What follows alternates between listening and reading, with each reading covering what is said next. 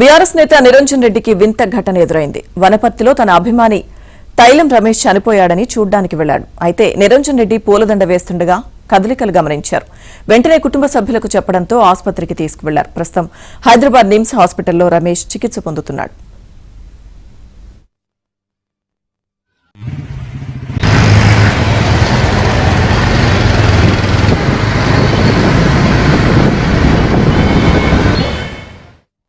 తైలం రమేష్ చనిపోయిందని చెప్పి సమాచారం ఇచ్చిండ్రు. నాకు అక్కడ డబుల్ బెడ్లో ఉన్న వాసులు, నేను కూడా అక్కడనే ఉంటా. రమేష్ చనిపోయిందని చెప్పి వాళ్ళ చుట్టాలందరూ ఏడుస్తున్నారు. ఇంట్లో కుర్చీలు, అదే దాన సంస్కారాలకు కట్టెలకు కార్తీకం చేయడానికి కానీ అన్ని ఏర్పాట్లు చేశారు. వాళ్ళ చుట్టాలు వచ్చారు.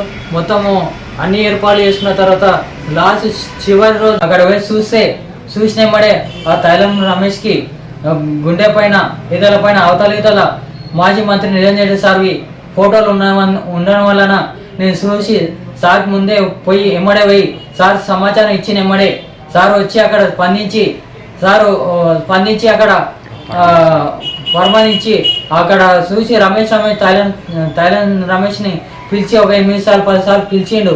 పిలిచిన తర్వాత ఒక మంచి కళ్ళిండు, మంచి బతికే ఉన్నాడు, చనిపోలేదు అని చెప్పి అంబులెన్స్ ఫోన్ చేస్తే 108 అంబులెన్స్ ఫోన్ చేసి అంబులెన్స్ వచ్చింది.